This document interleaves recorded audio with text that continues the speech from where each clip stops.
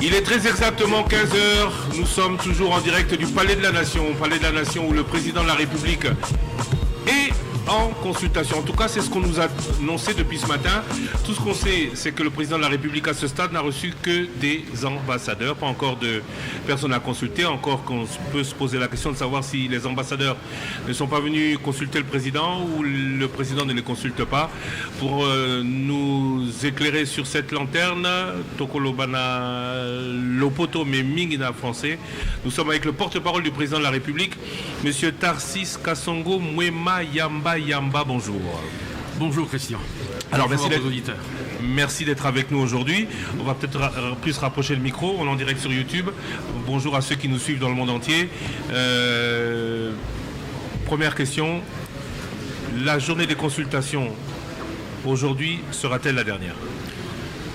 Selon les prévisions, oui, c'est la dernière, à moins qu'il y ait des impératifs, mais je ne pense pas, puisque le président de la République a fait diffuser hier une information sous forme de communiqué de ses services, disant que c'est aujourd'hui que officiellement on va mettre fin aux consultations qui se sont jusqu'à présent très bien déroulées. Le président a reçu beaucoup de gens. Les messages les uns les autres les ont donnés, mais qu'est-ce que le président, en lançant ces consultations, voulait particulièrement avoir? Le président de la République s'est rendu compte que depuis que la coalition FCC Cash ou Cash FCC est en action, il y a beaucoup d'entraves. Et que l'on ne peut pas, nous sommes bientôt à 2 ans nous allons consommer 2 ans du mandat, et tout ce qu'il avait envisagé de faire dans son programme d'action, mais ça rencontre régulièrement des freins. Et nous avons compris que tant que nous resterons dans cette configuration, il y aura des problèmes. Puisque vous savez, ce n'est pas un secret, la majorité au niveau des chambres parlementaires est FCC. Donc, tant qu'il y aura toujours des entraves de ce côté-là, on ne pourra véritablement pas, le président ne pourra pas mettre en pratique, en œuvre, le programme qui s'était fixé, qu'il avait promis aux concitoyens congolais. Vous avez dit la majorité FCC, il faudra donc qu'ils s'entendent avec eux ou, comme disent certains, il va essayer de les bousculer? Bousculer, je ne crois pas que ce soit dans les habitudes du chef de l'État. Il procède par chercher à convaincre ceux qu'il a en face de lui. D'où d'ailleurs ces consultations. Son objectif, en tout cas ce qu'il attend, c'est qu'on puisse arriver, malgré les divergences idéologiques et politiques, qu'on puisse arriver à une union sacrée de la nation. Autrement dit, quel que soit le bord politique auquel vous appartenez, dès lors qu'il s'agit de quelque chose, d'un sujet, d'une situation qui engage le bien-être des populations congolaises, nous allons faire taire nos divergences pour aller dans cette direction-là. C'est ça le déclic qu'on est en train de rechercher. En fait, c'est faire un appel à la conscience des dirigeants politiques pour que, pour l'essentiel, pour les choses fondamentales, on fasse taire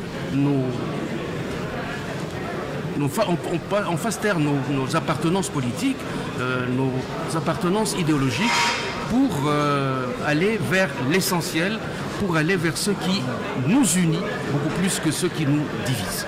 Alors on voit, mille excuses, vous entendez derrière nous, il y a des journalistes qui apparemment étaient en briefing. Je suis avec Thierry Kamboudi. Thierry Kamboudi, une question pour le porte-parole. Oui, et Walter, oui, puisqu'il a participé aux consultations, éventuellement pour les éléments qu'il a ici, qu'il a pu glaner durant les 3 semaines, Monsieur Tarsis Kasongo Mwema, qu'est-ce qui va se passer à partir de demain? Déjà à partir de ce soir, les services qui ont été mis à contribution par le chef de l'État vont maintenant faire ce qu'on appelle la compilation. En fait, le travail de compilation a déjà commencé en partie. Donc maintenant, on laisse au chef de l'État le temps de voir, puisque entre-temps, le fonctionnement de l'État n'est pas interrompu. Donc il faudrait maintenant que le chef de l'État laisse à ses services le soin de compiler tous les mémos qui ont été déposés, de centraliser tout ce qui a été posé comme question et toutes les réponses qui ont pu être données à ces questions-là. Ensuite, il y aura des séances de travail avec le chef de l'État pour maintenant qu'il formalise les idées qu'il avait peut-être déjà eues ou qu'il a pu recevoir en discutant avec les différents interlocuteurs qui ont discuté avec lui. Ce travail prendra combien de temps? Bon, en tout cas, le chef de l'État pense pouvoir s'adresser à la nation, à la population, le plus tôt possible, peut-être en fin de semaine. On avait annoncé les consultations pour une dizaine de jours. On en est à 3 semaines. Oui, mais ça, c'est la preuve qu'il y a une soif, c'est la preuve qu'il y a des besoins de rencontrer le chef de l'État, de discuter avec lui, de lui proposer des choses. Et il a ouvert. C'est ainsi que, au lieu de ce qui avait été prévu, le chef de l'État a dû prolonger pour effectivement que tous ceux qui ont sollicité leur participation à ces consultations puissent être reçus. Et ma foi, tous ceux qui n'ont pas que les politiques qui sont concernés par la marche de la nation, tous ceux qui sont dans des difficultés, que ce soit des difficultés de type social ou autre, se sont exprimés. Ils ont dit au président comment eux ils voient la manière dont l'État, dont le pays est dirigé, dont le pays fonctionne et avance ou piétine. Et donc il fallait leur donner aussi cette possibilité de lui parler. Il n'y a pas eu que des politiques, il y a des décideurs du secteur économique, etc., qui ont aussi leurs idées à partager avec le chef de l'État. Il a voulu que vraiment il donne la chance à chacun de pouvoir s'exprimer, de pouvoir lui dire le fond de son cœur et peut-être aussi lui donner quelques idées qui pourraient peut-être débloquer les situations. Dernière question, peut-être avant de rendre la parole à Walter. On l'a donné à Walter. Je reviens sur le contenu des différents mémos. Votre adjointe, Madame Tina Salama, intervenant hier sur Top Congo FM, disait que le président a déjà une indication claire sur le souhait des uns et des autres. Est-ce qu'on peut croire au stade actuel que le président va se laisser influencer par les propositions qu'il a reçues des uns et des autres, où il a déjà son plan en tête pour sortir de cette crise? Se laisser influencer, je crois que c'est plutôt un mot un peu fort. Disons que le président de la République va tenir compte de ce qu'on lui a appris. Parce que beaucoup de gens se sont exprimés. Il y a des secteurs sur lesquels il n'avait pas tous les éclairages. Pour ceux qui lui ont apporté des éclairages, il est évident que le président va en tenir compte dans les décisions qu'il va annoncer. Mais croyez-moi qu'après avoir rencontré les uns et les autres pendant ces 3 semaines, c'est vrai ce que vous a dit Tina, il a une idée plus que claire. Walter Koui, Monsieur le porte-parole, vous avez été avec ici au Palais de la Nation pendant ces 2-3 semaines. À vous la parole. Monsieur le porte-parole, nous en sommes à la 4e semaine, c'est le 2e jour. Il faut remarquer que le FCC n'est pas arrivé comme regroupement politique, bien que quelques individualités sont arrivées à titre privé. Est-ce que cela n'inquiète-t-il pas le président de la République qui a souhaité écouter le plus possible d'acteurs politiques, comme il a dit, qui ont pignon sur rue, le plus représentatif, dès lors que l'on sait qu'il y a crise entre FCC et Cash? Bon, le président de la République a ouvert ses consultations à tout le monde. Ceux qui avaient envie de le rencontrer pour discuter avec lui, ceux qui avaient envie de lui donner un certain nombre de considérations, de desiderata, l'ont fait. Et même ceux du FCC, qui sont venus certainement à un titre divers et non pas en tant que délégués du FCC, ont discuté avec le président, lui ont donné leur point de vue en tant que citoyen. Encore une fois, ici, je veux revenir sur cette idée, sur cette conception de l'union sacrée de la nation. Moi, je crois que à partir de ces consultations, je crois qu'on va vivre différemment la vie politique congolaise. Parce qu'aujourd'hui, vous avez un mandat électif. Vous êtes au Parlement. Mais lorsqu'il y a des questions qui doivent être résolues, des problèmes qui doivent être résolus, des questions qui doivent être tranchées, au lieu de parler en âme et conscience. Vous allez plutôt attendre des mots d'ordre qui viennent d'ailleurs. Oui, mais vous savez ce qu'on dit, quand vous êtes un élu, vous êtes quand même libre. Vous êtes libre de vous exprimer. C'est vrai, je ne condamne pas la discipline des partis politiques. Mais à un moment donné, il faut savoir choisir. Et je crois que c'est ça. Devant ce choix-là que le président a mis ses différents interlocuteurs. Il y a d'une part la nation congolaise, pour laquelle il sollicite une union sacrée, et ceux qui veulent choisir de rester dans des entités partisanes, porteront la conséquence devant la nation. Est-ce les gouverneurs qui avaient été reçus ici la semaine passée et hier, les présidents des assemblées provinciales, qui sont en majoritaire du FCC, qui sont revenus sur la nécessité d'impliquer le FCC dans cette union sacrée, ne sont-ils pas porteurs d'un message de leur famille politique? Mais très certainement. Le problème, c'est que personne ne vient à ces consultations le couteau sous la gorge. On y vient parce qu'on a quelque chose à apporter, parce qu'on adhère à cette volonté de créer un mieux vivre en commun. Et donc, ceux qui ont exprimé l'envie de participer à ces consultations ont tous été reçus. Ceux qui ne sont pas venus, c'est eux à qui il faudra poser la question pour savoir pourquoi ils ne viennent pas. Monsieur Kassongo Benoît, il est 15h passé de 12 minutes. On est en direct sur Top Congo. La journée peut encore être longue. Est-ce qu'il y aura des surprises aujourd'hui? Cela, si je lisais dans les marques de café, je pourrais vous répondre, mais à ma connaissance, j'ai regardé le programme, j'ai regardé le protocole. Je n'ai pas vu, mais on ne sait jamais. Est-ce que la présidence de la République est en contact avec certains qu'elle n'a pas encore annoncés et qui pourraient nous surprendre? À l'heure où je vous parle, je n'ai pas d'informations dans ce sens. Mais vous savez, tous les services de la présidence, pour l'instant, sont vraiment au charbon. Et donc probablement, il y a des services que je n'ai pas pu rencontrer avant de venir ici. Et je ne saurais pas répondre directement à cette question-là. Mais s'il y a des surprises, pourvu qu'elles soient bonnes, pourquoi pas? Tout le monde se focalise sur le FCC. On n'a pas vu la Mouka, apparemment ils ne veulent pas venir. Mais la grande surprise, le grand absent de ces consultations, c'est l'UDPS. Pourquoi? L'UDPS est présent dans la commission qui prépare, qui a préparé, qui a géré, qui a conduit ces consultations. Il y a des membres de l'UDPS. Pas le parti. Il y a des membres de l'UDPS et ils le sont à ce titre-là. Les gouverneurs FCC ne sont pas venus représenter le FCC. Vous avez souligné le fait et regretté le fait qu'ils aient suivi les lignes du parti. Ils sont venus ici en tant que gouverneurs. Les membres de l'UDPS dans le comité d'organisation seraient eux UDPS. Dans le comité d'organisation, je ne parle pas parmi les consultés.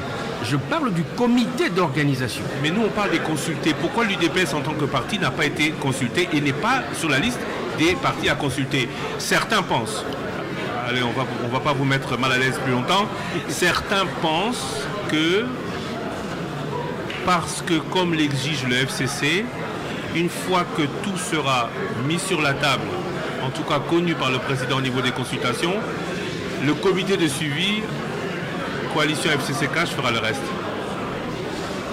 Vous savez, on ne peut pas interdire à quelqu'un de penser. Pour l'instant, encore une fois, je vous le dis, je ne lis pas dans le marque de café. Je sais simplement que les consultations officiellement s'arrêtent ce soir. Ensuite, il va y avoir un travail de compilation de tout ce qui a été présenté ici. Est-ce qu'il y a des agendas derrière? Est-ce que nous le saurons très très bientôt? Parlons un peu politique, monsieur le porte-parole. Quelle est la marge du président de la République? Qu'est-ce qu'il peut faire demain et comment? Ce qu'il peut faire, ma foi, je crois qu'il a déjà fait une grande partie. Oui, il a consulté, on le sait. Mais il doit prendre des grandes décisions. Oui. Ces décisions peuvent aller dans quel sens? Cela, si je vous le disais, je mentirais. Le président est seul devant sa conscience. Il a déjà entendu. Maintenant, il va véritablement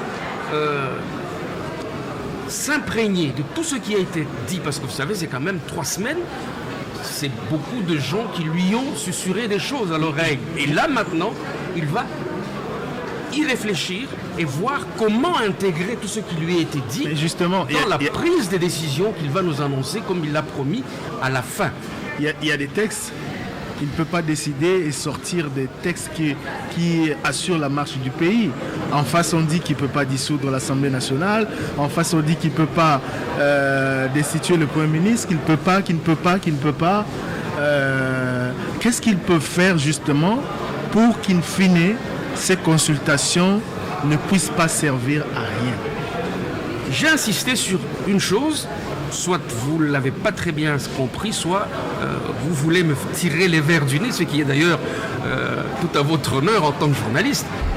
Il y a l'union sacrée pour la nation, de la nation. C'est quelque chose, j'ai l'impression que beaucoup de gens n'y accordent pas toute l'importance voulue. Parce que pour le moment, ce n'est qu'un slogan. Oui, un slogan. Il y a des rencontres et des échanges. Il n'y a pas de contenu pour le moment. Il y a des échanges qui ont été faits entre le président de la République et les différentes personnalités qu'il a consultées. Ce qui s'est dit, moi je ne sais pas. Ce qui s'est engagé comme processus, je ne le sais pas. Je suis à peu près comme vous. J'attends que maintenant le chef de l'État prenne à bras-le-corps tout ce qui lui a été suggéré, tout ce qui lui a été proposé, tout ce qui lui a été formulé comme considération, et maintenant qu'il les mette ou non dans ce qu'il a prévu comme décision à prendre. Donc, c'est pas encore terminé, hein. Ce n'est pas encore terminé parce qu'il y a encore ce travail-là. Il doit être fait. Certes, nous vous avons dit, Tina et moi, que le chef de l'État a une vision très claire des choses. Mais maintenant, il faut que cette vision claire soit traduite en termes de décision politique. Aujourd'hui, naturellement, il respectera les textes de loi. Ça, c'est clair. Aujourd'hui, certains pensent qu'une rencontre directe avec Joseph Kabila pourrait lui permettre de voir complètement clair. Mais d'autres, et les mêmes, disent que cette rencontre, pour le moment, semble difficile à réaliser. Même si Madame Tina Salama hier a dit que personne n'a mandaté personne, notamment les religieux, à la demande du président de la République. Aujourd'hui, voir ces religieux partir chez le président honoraire, chez Martin Fayoulou, peut apparaître comme une indication. Mais, selon les informations que nous tenons de sources généralement bien informées, semble-t-il que l'un des deux, Joseph Kabila, Félix Tshisekedi ou Félix Tshisekedi et Joseph Kabila, l'un des deux ne veut pas rencontrer l'autre. Est-ce que vous confirmez? Je ne peux rien confirmer. Les curés, les prêtres, les évêques, les prélats sont dans leur rôle. C'est normal qu'un évêque, même s'il n'a pas été mandaté, qu'il puisse penser apporter sa contribution, qu'il puisse penser faciliter les choses. Je pense que ça part d'une bonne foi et ça part d'une bonne volonté. Maintenant, encore une fois, c'est ce que je disais, est-ce qu'il n'y a pas d'agenda derrière? Parce qu'on a vu des consultations se transformer en concertations. Mais qui les a mandatés? Mais en tout cas, moi je ne sais pas qui les a mandatés. Et pour qu'un évêque catholique puisse prendre une initiative, il n'a pas besoin d'être nécessairement mandaté, surtout s'il est le président de la Synco. Le problème est que c'est parti de quelque chose. Ils ont été reçus par le président de la République. C'est à eux qu'il faut Ils ont commencé à faire le tour. C'est à eux qu'il faut poser cette question. Qu'est-ce qui vous a mis à cœur que si vous entamiez ce rapprochement, qu'il y a des chances de réussite parce que vous sentez qu'il y a un accroc quelque part. Donc moi je pense, à l'heure qu'il est, c'est à eux qu'il faut poser la question, puisque c'est une initiative qu'ils ont prise. Le président Félix Tshisekedi n'est pas celui qui ne veut pas voir l'autre? Je n'ai pas très bien compris votre question. Le président Tshisekedi n'est pas celui qui ne veut pas voir l'autre? S'il ne voulait pas voir l'autre, il n'y aurait pas eu toutes ces rencontres avec l'ancien chef de l'État. Le président Tshisekedi est aujourd'hui prêt à rencontrer le président honoraire Joseph Kabila. Il a dit que ces consultations sont ouvertes. Toute personne qui voudrait rencontrer le président de la République Le passage obligé, c'est le palais de la nation, pas ailleurs. Ça, c'est une question de protocole. Parce que, l'essentiel, c'est la rencontre. Parce que ses alliés disent que consultation, oui, mais dans le cadre de l'accord. Vous dites, le président consulte au palais de la nation. Donc le passage obligé, pour que le président rencontre ceux qui ne veulent pas venir, c'est le palais de la nation. Il peut ne pas le faire au palais de la nation, mais il le fera dans le cadre des consultations qu'il a convoquées. C'est lui qui est à la manœuvre. Consultation dans le but de créer l'union sacrée. Mais pourquoi cette offensive diplomatique enclenchée par le président de la République? Parce que l'union sacrée concerne les Congolais. Vous avez vu les ambassadeurs. Et pourquoi les émissaires à l'étranger? Vous avez discuté avec eux. Je ne sais pas ce qu'ils vous ont dit. Je n'ai pas participé. Non, les émissaires de Félix Tshisekedi envoyés dans certains pays africains, Rwanda, Égypte, Angola. Il ne vous aura pas échappé qu'il y avait une première initiative. On avait écrit à toutes ces personnalités-là. Quelle était la réponse à ces chefs d'État du président Tshisekedi? Pour l'instant, je n'en sais rien. Le président répondait donc à ces chefs d'État après l'initiative du président Joseph Kabila. Le président de la République donnait sa version des choses. Parce que nous avons entendu dans plusieurs médias une présentation plus ou moins biaisée des difficultés que l'on rencontre sur le plan politique. Ils ont entendu un son de cloche. Politiquement, c'était tout à fait indiqué. Et c'est même nécessaire qu'ils entendent l'autre son de cloche. Et c'est ainsi qu'il y a eu des émissaires que le chef de l'État a dépêchés à gauche et à droite.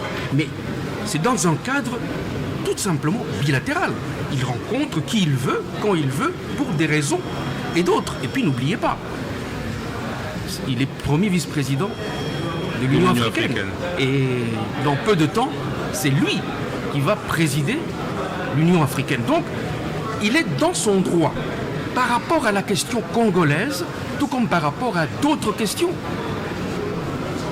J'ai même déjà entendu, j'ai lu dans les médias qu'il y a beaucoup de pays occidentaux qui aimeraient bien eux aussi avancer avec l'Afrique, mais une Afrique où Tshisekedi, Félix, serait à la tête de l'Union africaine. Ce sont des propos que j'ai lus, que j'ai entendus. Je me dis donc, il soulève un espoir.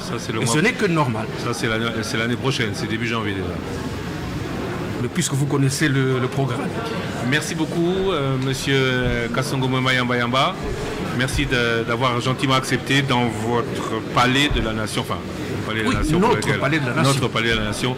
Merci de recevoir l'équipe de Top Congo et j'espère vous voir nous espérons vous revoir à la fin des consultations pour faire le point avant le grand discours présidentiel. Christian, c'est quand vous voulez. Merci beaucoup, merci à vous, chers auditeurs et téléspectateurs. Vous nous suivez sur YouTube, quelques petits problèmes encore sur YouTube. Bon, il paraît que cela est inhérent au palais de la nation, on parle de peut-être fréquence de brouillage de fréquence. Mais l'émission avec nous continue.